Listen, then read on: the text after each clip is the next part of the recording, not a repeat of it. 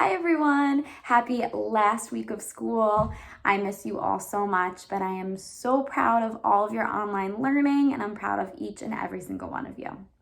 But to end fifth grade, we are going to read because we're going to finish because of Winn-Dixie. And we have 4 chapters left, so that means Monday through Thursday, you're going to hear the last of Winn-Dixie. And this is probably the best part of the book, so make sure you're listening.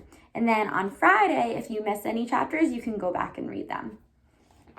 I am going to start today, Monday, with chapter 23. Chapter 23 is so important because a big problem happens. And I want you to be listening because it's a little crazy.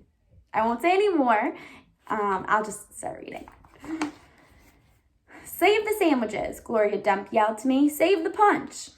I got my dog pictures, screamed Sweetie Pie. She went running around, tearing them off the trees and the cars. Don't worry, she kept shouting. I got 'em. I grabbed the platter of egg salad sandwiches and the preacher grabbed the punch, and we ran into the kitchen with them. And when I ran back outside, I saw that Amanda had hold of Miss Franny Black and was helping her into the house. Miss Franny was so teetery in her high heels that the rain would have knocked her right over if Amanda hadn't held on to her. I grabbed Gloria Dump's arm. I'm all right, she said, but she put her hand on my arm and held on to me tight. I looked around the garden before we left. All the crepe paper was melted and the candles were out. And then I saw Otis. He was standing there by his jar of pickles, looking down at his feet. Otis, I hollered at him over the rain. Come on, we're going inside. When we got into the kitchen, Amanda and Miss Franny were laughing and shaking themselves like wet dogs. What a downpour, said Miss Franny. Wasn't that something? That came right out of nowhere, said the preacher. Woo-wee, said Gloria. Dog, squawked Gertrude. I looked at her. She was sitting on the kitchen table. The thunder was really booming and cracking. Oh no, I said. I looked around the kitchen.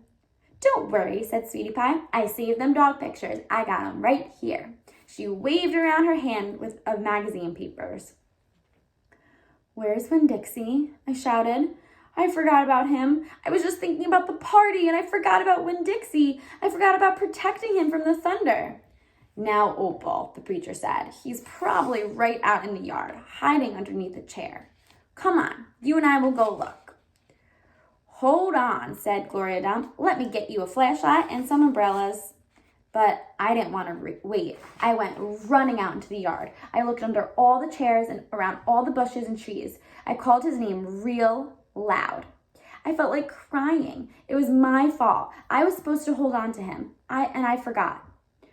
Opal, I heard the preacher call. I looked up. He was standing on the porch with Gloria, and Dunlap and Stevie Dewberry were standing there too. Your guests are here, the preacher said. I don't care, I hollered. Come on up here, Gloria Dump said, her voice all hard and serious. She shone her flashlight out at me. I walked up onto the porch and she handed me the flashlight.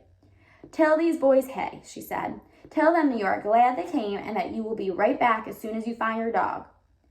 Hey, I said, thank you for coming. I just got to find Winn-Dixie and then I'll be right back. Stevie stared at me with his mouth open. You want me to help? Dunlap asked. I shook my head. I tried not to cry. Come here, child, Gloria said. She reached for me and pulled me close to her and whispered in my ear. There ain't no way you can hold on to something that wants to go. You understand? You can only love what you got while you got it. She squeezed me hard. Good luck now, she called, as me and the preacher stepped off the porch and out into the rain. Good luck, Miss Franny called from the kitchen. That dog ain't lost, I heard Sweetie Pie holler to somebody inside. That dog's too smart to get lost. I turned around and looked back, and the last thing I saw was the porch light shining on Dunlap Dewberry's bald head. It made me sad. Him standing on Gloria's porch, his bald head glowing. Dunlap saw me looking, and he raised up his hand and waved at me. I didn't wave back. All right, so Winn-Dixie is gone. We all know that he's afraid of the thunderstorms. So probably he ran off from the thunderstorms. I'm really upset about this, but I want to hear what all of you think. Do you think it's still going to be a happy ending? Where do you think they're going to find Winn-Dixie? I'd love to hear your answers. So as always, you can comment on this video, but I know a lot of you, well, most of you, pretty much all of you, comment on Google Classroom. So I can't wait to hear your answers on Google Classroom. Have a great Monday.